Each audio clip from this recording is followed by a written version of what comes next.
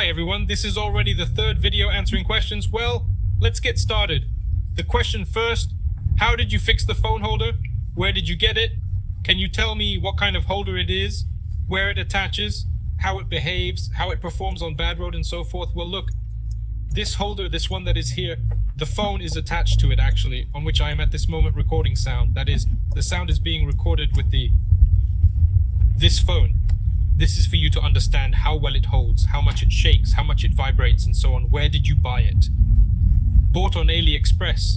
The price is something around 4.5 conventional units. The quality of the holder itself is quite at a high level, I would say, above average. That is, this is not cheap Chinese, this is a pretty good holder.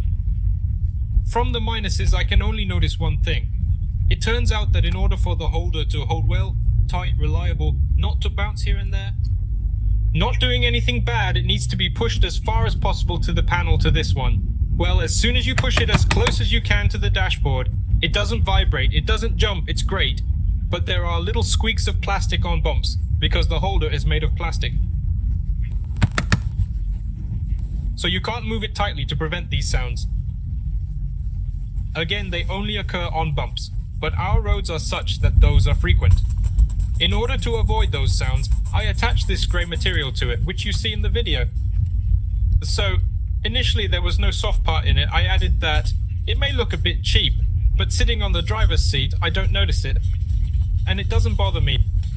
This soft material absorbs all those sounds, so I'm totally pushing it. Nothing rumbles in mine. It doesn't do anything bad, and I'm okay with it. Can I recommend it? Yes, overall I can. Only this one thing. Here's a small nuance that worries me. Regarding how much it shakes on bad roads, well, I'm telling you, if you move it close to the panel, everything's really good, it stays firm, but there may be some extra noise from it. But what slightly bugs me is when I put my bun in there, but my bun is quite thick. So in principle, it still bounces around a bit, not critical, it doesn't bother me. In the city on a good road, everything is generally smooth, clear, and magnificent, so, well, something like that. So if you are willing to consent to some minimal changes, like glue something soft on the back so you can move it up close, then everything will be fine with you. You can buy it if you have such a case doesn't suit you and you need some kind of ready-made solution. Well, sorry, I don't know. On a 8 out of 10 mark, I'd rate it very good. So yesterday it didn't start at -7, the diesel fuel in the tank. It wasn't coming from the tank, rolled it into a warm box for an hour. Everything worked. Tell me what can happen if there is some kind of filter in the tank. Yes, there is a filter in the tank, like in most cars. In general, what should be done? You need to raise the back seat, which is horizontal to the seat itself. In the middle at the back there is, as a matter of fact, this hole, a hatch. That's right, a hatch, probably not a hole. Where is the motor? This one, or the pump as it is properly called. This pump in the motor has a mesh at the bottom, roughly speaking a coarse mesh, let's call it, so over time it can just get clogged with dirt and all this rest. It can, in case of frost when it is very cold, it can simply be caught by condensation in the tank, which is also there in principle. It is formed, or as an option you generally have summer diesel fuel, or there's something like this, that is, there are problems with the fuel, so it's freezing. I didn't have anything like this car, it was on the old one once, I climbed in and cleaned it, everything is great. But there I say I had problems with dirt. That is, when I went to clean some grains of sand there and don't understand what the problem is. Not in the car, the problem is that sometimes you need it. Okay, how do you get there? So you need to raise, as a matter of fact, the rear seats, which are horizontal, namely the seats themselves, they are attached. So in the video, you see these plastic latches are beautiful. They need to be removed from there. Here, you're going to have a little problem here. I filmed them all, and honestly, and I didn't understand how to remove them carefully so as not to break the fasteners. Their fasteners are elementary, there's just 2 tendrils. But how to get up to these tendrils to take them out carefully without breaking them? I'm here. I didn't understand. As a result, in short, I broke 2 of them, then sat there, glued, suffered, shoved them back into place. That is, I didn't like this idea myself, the fasteners are kind of stupid. So, alright, you remove this plastic piece and under it there's a bolt, be it 17 or 19, quite bulky, that holds the seat in place. You unscrew it, the seat lifts, and there's the hatch in front of you. The issue with the hatch is that there's this huge, I don't know its name, let's call it a washer. It screws in the way this plastic motor fits in. This box is secured with such a plastic washer with a very tricky fastener. It's tricky because the fastener's trickiness is that it's huge and you can't unscrew it with your hands. A special tool is needed, something like right-left with a wrench and tapping on it. It can occur, but I didn't risk it because there are also plastic tubes running through, either fuel or sensors run through them. I can't recall. Haven't looked in there for a while, haven't looked in a while. In short, I didn't take the risk. There are many plastic parts. Everything looks pretty delicate straight away without a special tool or without a purpose-built tool, homemade. I didn't dare to touch it. I think that now I'll solve more problems than I'll cause. Here's how simple it is. It unscrews from the top.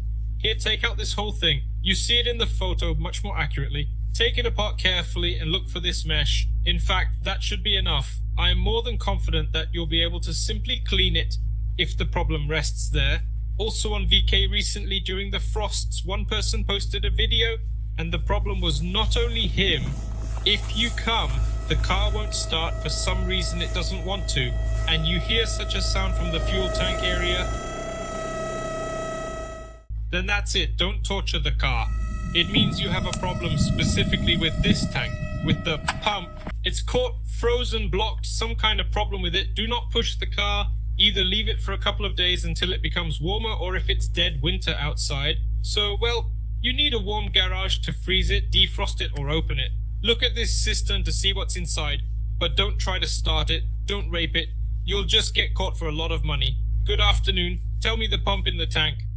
Adblue is sold separately. There is a possibility of it change or need to buy a new tank, the pump in the Adblue tank.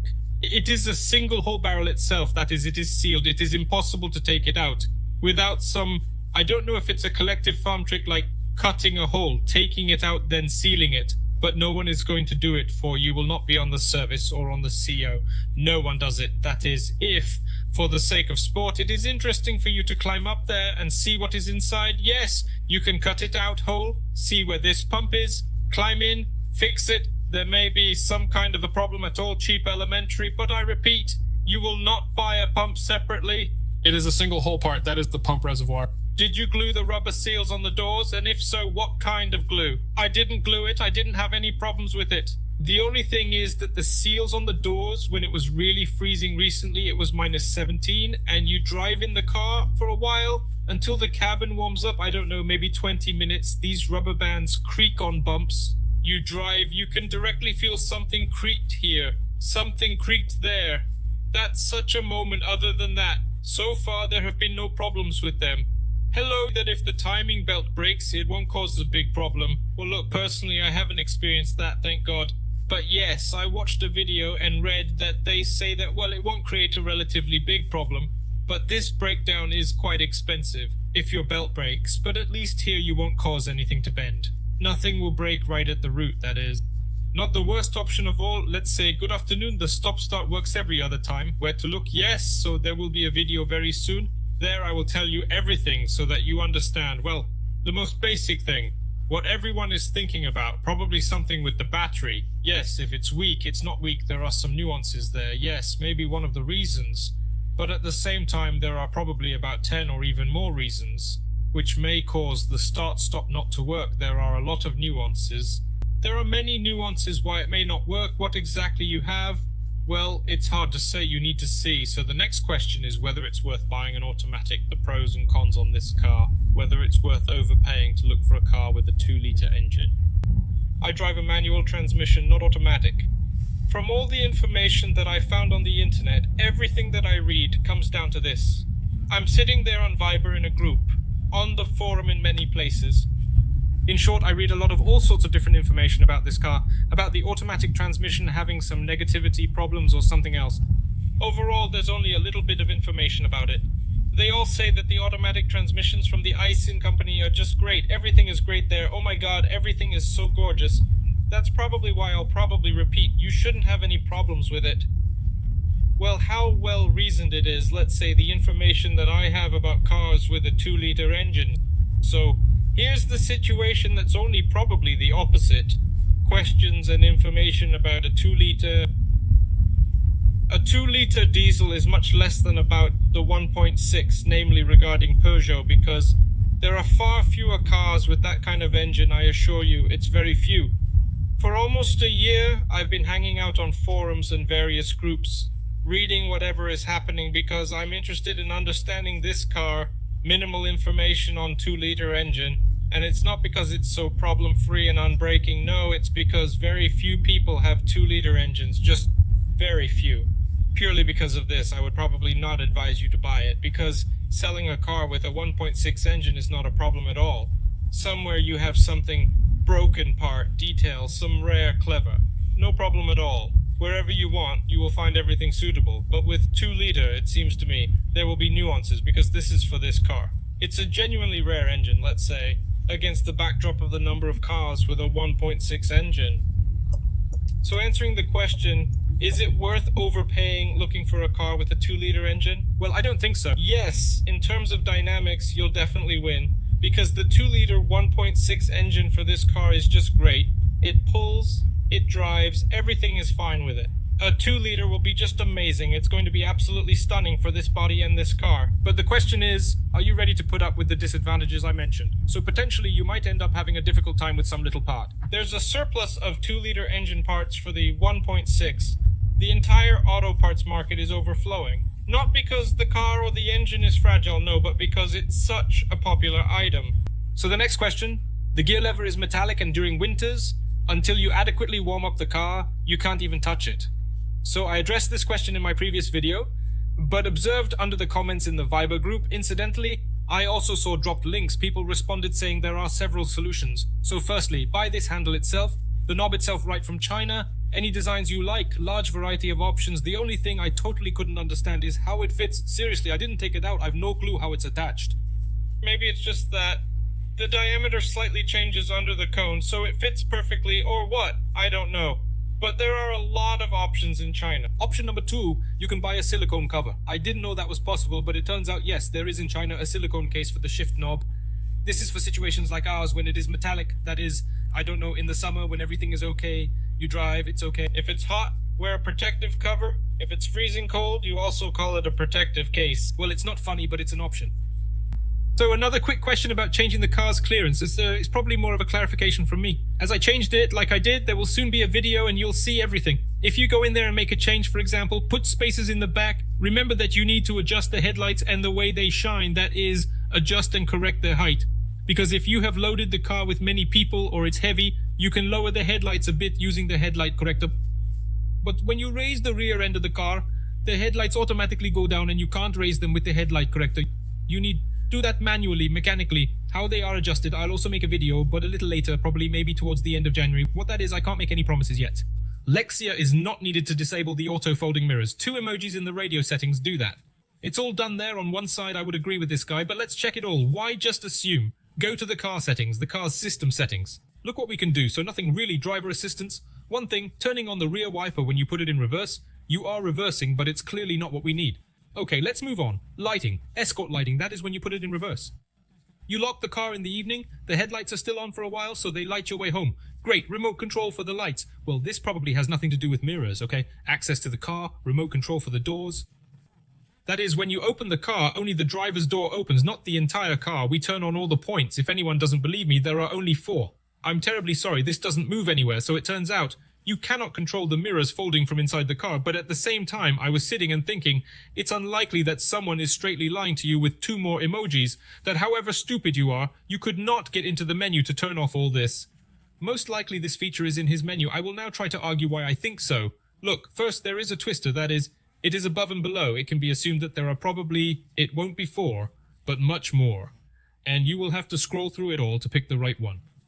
I mean, it's logical, the French are strange, but they aren't that foolish. Alright, it makes sense, you can scroll. Why are there only 4 points? I don't know for sure, but I'm quite convinced. It was like when I had my Opel. Initially, right from the factory, I had all sorts of adjustment settings.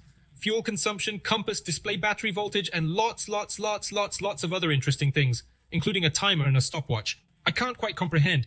Yes, there was a timer and a stopwatch in the old Opel, but they weren't there from the factory. In the car, that is, you had to activate them. In simple terms, when someone bought an Opel, they would ask him if he wanted additional features. He might say, "Oh no, that's too expensive," but you had to pay for them. These functions were built into the car, they were just disabled. They exist, all you have to do is tick the boxes and they will work. It seems to me that something similar should be in this Peugeot. You most likely need to connect the Lexia and just activate these functions. Then, again, I'm not sure, but I am quite convinced that if you activate them through a lecture, then here is a list of possible options. The settings of the onboard system. they're going to expand significantly. If that's the case, or if it's not the case, I'm talking nonsense right now. Also write in the comments who's done it, who hasn't done it, who's tried, and how many points do you generally have here. I have 4 points for all settings, and headlights, driving assistance, and access to the car. Just 4 settings in total. That's very few. There should definitely be more. Anyway, the next question, water in the trunk. Maybe someone's faced such an issue. Yes, a couple of people in the group have. Well, obviously you need to look into it and figure out, because right off the bat, I don't know, you need to check the joints, the bolts, the fasteners. Perhaps it's just cracked somewhere, a burst, I don't know. But it's not a common occurrence. You need to check. Generally, this plastic bottom that's in the trunk, it is glued around the perimeter from the factory.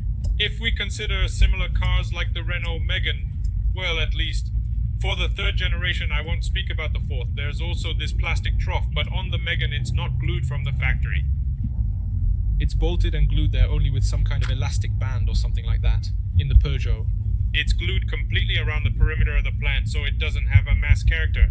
I won't say for sure. A very good channel. The question is where you've cut out the catalyst and all the environmental stuff. So look, so that I don't make this into full-blown advertising, well, at least for the shop I didn't do it personally. The previous owner did it, so I find it a little hard to answer you here. But I have the paperwork with the car when I bought it. He did it in the city of Vitebsk, in the Republic of Belarus. The cost there was about $300. So if you're interested, give me a call, or at least just to give you an idea, you'll keep in mind what exactly was done. All the environmental stuff was completely removed. The particulate filter, the Adblue eels, everything was turned off. Good day, we have not yet encountered rattling in the rear area. Or racks. No. Again, someone wrote in the group, there are problems with the tailgate, they're plastic, this vertical rack. It rattles in people, but I personally don't have one. As for the door cards, I haven't collided, and the fact is that basically I did the sound insulation of the entire car, I dismantled all the doors, did everything additionally. There's some special material I don't remember, that is, around the perimeter of the door cards, another material, they have some kind of anti-script. Well, in fact, I didn't have anything before, and I didn't have after. Well, after, of course, I didn't. I did even better than it was from the factory. A question about body treatment, the first anti-corrosive for a car. I didn't quite understand what the first anti-corrosive is, a question mark for a car, but oh well, as for the anti-corrosive, yes, I did it with my own hands. I already told in some videos I did that. I used push notifications, Lord, terrible. This is a disgusting Soviet Union which needs to be drowned. Something to be done with it. And in fact, it costs a mere penny for all the tests on the internet. Well, what tests? Some guy in the garage took it, tried it, put one piece of iron there, processed it with one and the other, the second, the third, and the third, and put there for 6 months. I watched some kind of video, and on the ASA result, push solo, well, probably occupies the leading indicators. Given that it costs a mere penny, protection from its metal corrosion is excellent. Yes, I understand. It wasn't made for this. It wasn't developed for this. Generally, it's a bit about something else. It's there for preservation. I understand all that, but it only costs mere pennies. If you're not afraid of getting dirty, the thing is excellent. It's awkward to work with, and yes, it needs to be melted because it's thick. That's why it's called push salo. I used a construction dryer to melt it. Just great. I slightly melted it with a dryer, took a brush, anointed it, it spread like thick jelly, melted. I treated practically the whole bottom, only a little bit didn't reach, under the fuel tank. Somehow, my hands didn't reach there. It was uncomfortable, but I treated everything else. Under the arches, I treated the arches. Well, again, I didn't treat the arches completely. The most controversial places are, namely where the welds are, and where the metal sheets touch. There's one sheet of metal with another sheet of metal in the middle of the sheet itself. I didn't treat that because, well, there's not much point. I don't notice it until it starts to rust. By then, I'll have a new one. Here are the welded seams, these elements. There are some questions about the push saw sometimes. I've been driving here for about 6 months after the treatment. There was a time when I thought I had a leak in my washer drum or something to that effect. It turned out to be a false alarm. Hence, I removed the splash guard from the front wheel. Where the washer tank is located, everything there is in order with the push saw, and the jarron coped with everything perfectly. Some dirt stuck somewhere here and there, but nothing scary. The main thing is that it protects the metal from corrosion, that's it. I don't need it anymore. Again, I can't directly recommend it because yes, there are better products, they are a little more expensive, but they're easier to apply. The protection is probably better, maybe more durable, it's hard to say, but in terms of price to quality ratio, this is basically the cheapest option if you Don't be scared to get dirty, but working with it is horrible, not very convenient. But it's entirely doable. Since I had some free time, I changed the dust cover of the caliper on the back. Nothing complicated, but there are some nuances, there's some subtlety, some tricks as always, some trifles, but in fact nothing complicated. The old one was removed, put in a new one, and changed the brake pads. I changed the rear pads, I put in rems, absolutely normal pads. If anyone is interested, the only thing is that at first they squeaked a bit, probably, or creaked a good first week. I could not do anything with this, although I used a special anti-squeal paste and did all the recommended things. But no, they still squeaked, but for just a week. Then either they rubbed in or fell into place, I don't know. Everything became fine with them, in terms of braking, everything else, namely the Remsa pads, and pads, no complaints about them. You can buy a charger, the most important thing is that it charges to full capacity. Look, it seems to me that it charges to full capacity. I'll explain what I mean by that. And while it's charging, you can see everything's good, everything's great. There's some readings showing everything's charged, everything seems to be alright. I always leave the battery at least for an hour, maybe even 2, so it rests after charging itself, just there by itself. And only after that I measure the voltage and it becomes clear how much it has actually charged. This charger has never failed me. That means after a full charge, after the battery has rested for an hour or 2. If anyone doesn't know, when you've just charged the battery and begin to measure the voltage, it will be significantly higher than it would be normally. It usually drops by 0.2, 0.3, maybe even 0.4 within a short amount of time. So effectively, this Chinese charger works great. It charges completely. Everything's fine with it. I've been using it for more than a year, and I charge batteries for my friends and relatives. There are no problems. The only issue is that the repair mode... Well, I didn't understand the so-called desulfation. It doesn't work quite properly. In terms of what, yes, it works. Yes, something seems to happen. But I've tried it 2 or 3 times and experimented with friends. I didn't feel the result. That is, we are driving a half-dead battery in repair mode. Then we charge it, it was half dead, it remained half dead, that is, I haven't seen any miracles yet. Especially in the plan of this desulfation, there is a repair mode, everything else is great. Well, okay, please make a video on how do you change gear to down, probably. How do you do it, at what speed exactly in the Peugeot 308?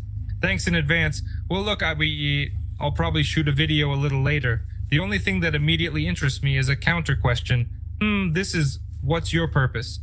To understand at what speed, what RPM, and maybe what consumption in the future, like, well, for this or something, I change the gear, I change it with my feet, clutch with my hands, everything as usual. That is, I understand that you are interested in the speedometer and tachometer. If I understood correctly, write in the comments, well, I'll do it soon, no problem. Well, that's probably all for today, so that's it. Thank you all for watching, everyone, bye.